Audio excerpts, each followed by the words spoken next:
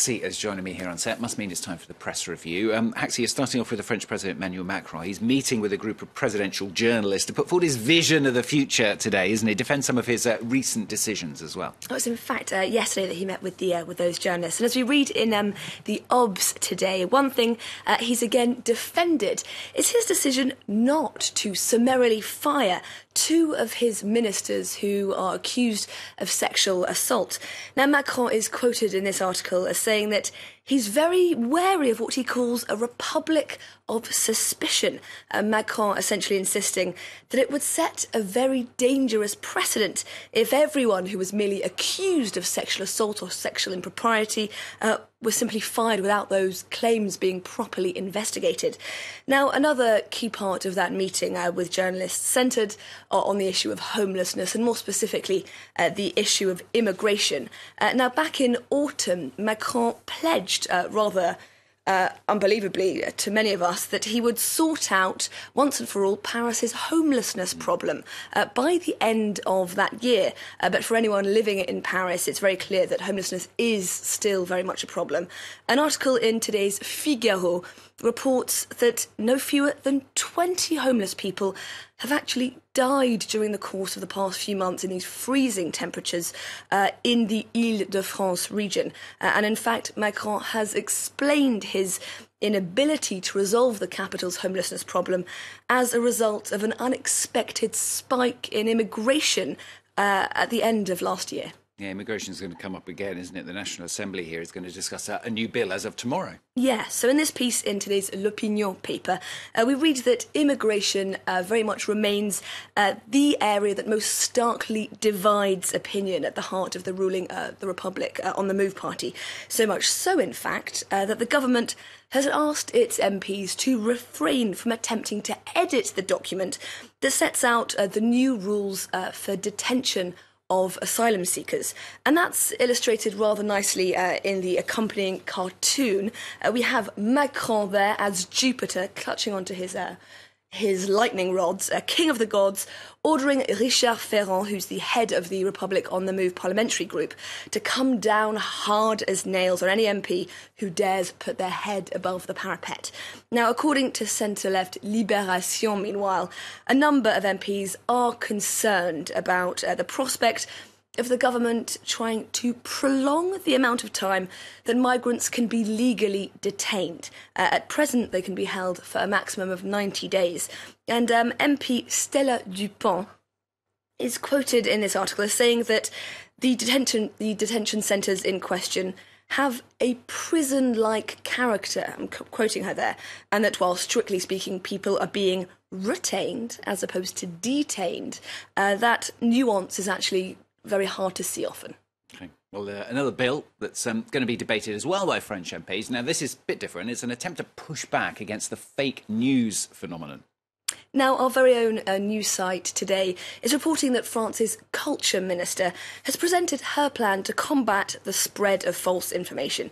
Now, this is, as you'll remember, an issue that Macron has made a priority since his election, in large part due to his belief that he was, in fact, directly targeted by so-called fake news during his presidential campaign.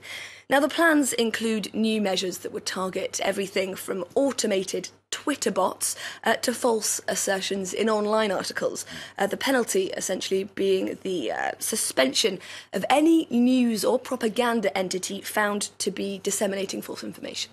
Okay, fake news to sports news, subject dear to Haxi's heart. There's only one story dominating the French press today, isn't there? There is, and that is, of course, tonight's Champions League clash between Paris Saint-Germain, PSG, and Real Madrid. Now, for the sports daily L'Équipe, what's at stake here is nothing less than an opportunity for PSG to renverser le roi, to bring down the king. That king, of course, being Real Madrid, who have won 2 Champions Leagues consecutively in the last 2 years.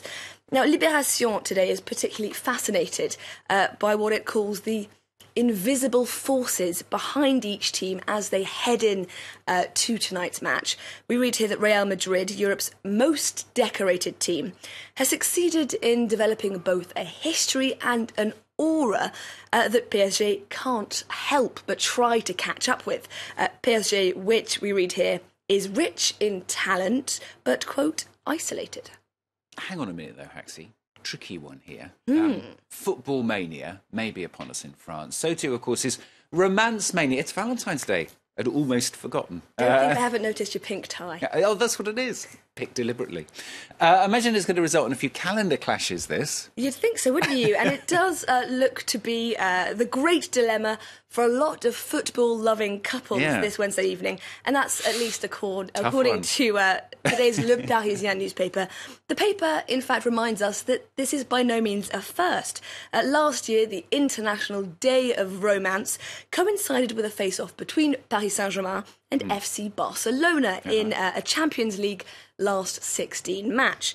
But if football isn't your perfect idea of a Valentine's night out, you can always look abroad for some inspiration, Stuart. This article in the Sud-Ouest paper outlines a few of the ways this originally Catholic holiday is celebrated around the world. Now, in Japan, we read, it's not enough to simply give a chocolate to your beloved.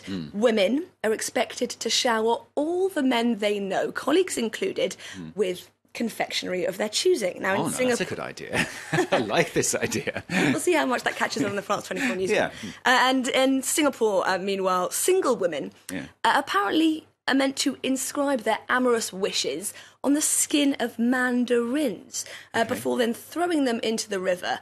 Now, fruit sellers downstream then pick those fruits out of the river and sell them on, presumably in the hope that the woman who's thrown her fruit into the river ends up finding the man of her dreams.